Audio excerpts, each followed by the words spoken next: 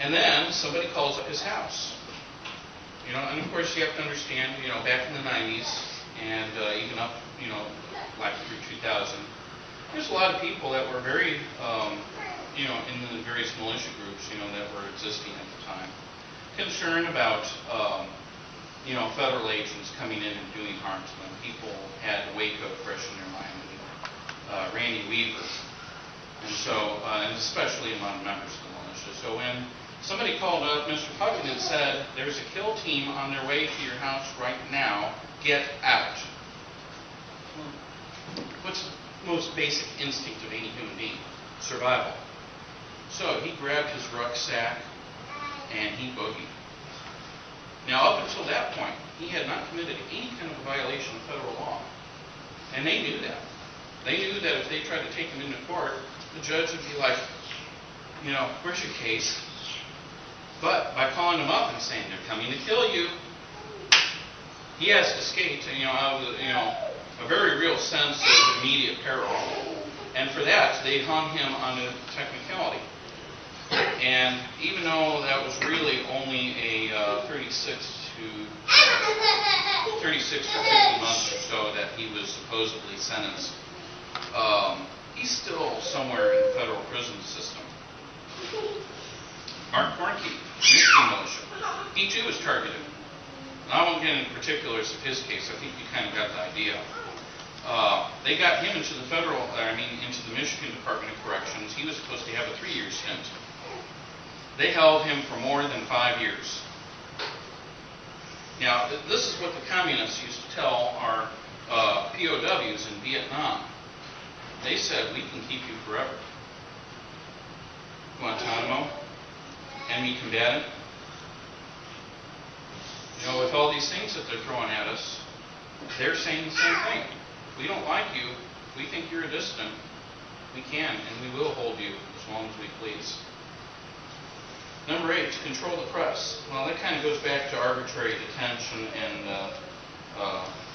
like I said, they have been silencing, members of the press. There was the Valerie Plame affair. Journalists were arrested and told, "We will not release you until you cooperate with us," with this Plame affair. Because, these journalists had sources that the federal government wanted to get access to. And of course, journalists' credibility goes out the window and they cease to become employable if they reveal their confidential sources. In fact, I believe Naomi Wolf, and this is actually taken from The Guardian in London. This is entitled "Fascist America in 10 Easy Steps."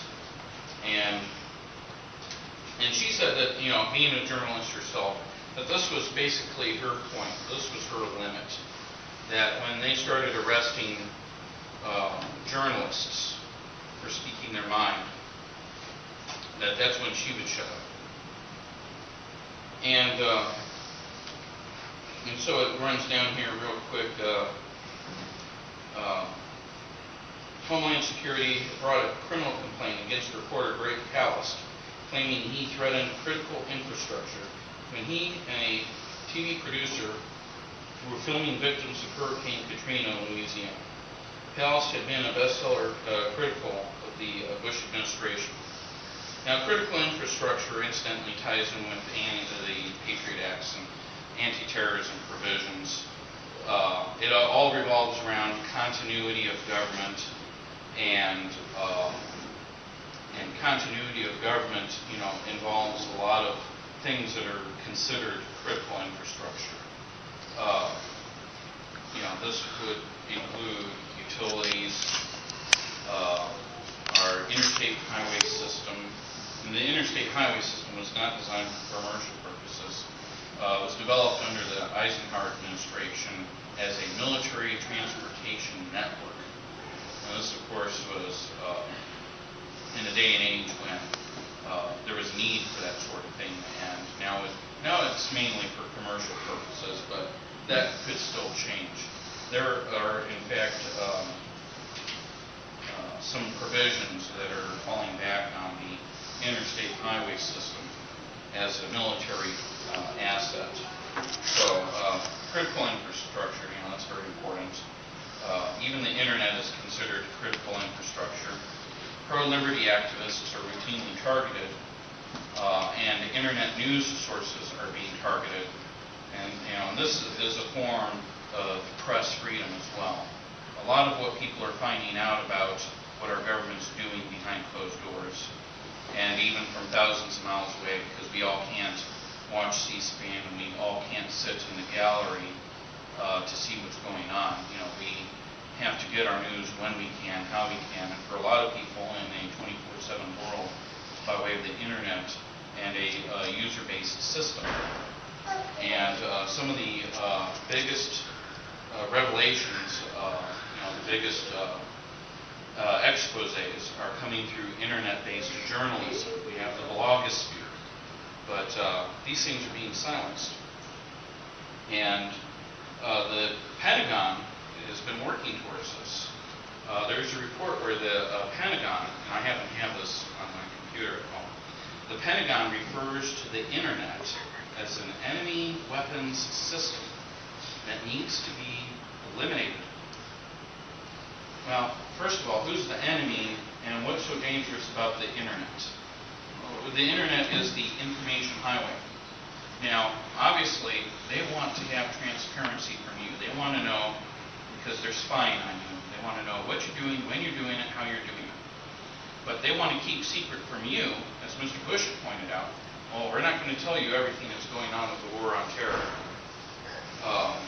There are some things we will tell you, and there's some things that we won't. Well, that's not transparency. But people are spilling the beans, they're leaking things, and a story can get onto the internet, and with a matter of minutes, it's coast to coast. Mainstream media, on the other hand, has been working to suppress information. Before the development of the internet, something could happen on the East Coast, and most people on the West Coast would not be aware of that newsworthy event because news would be regionalized.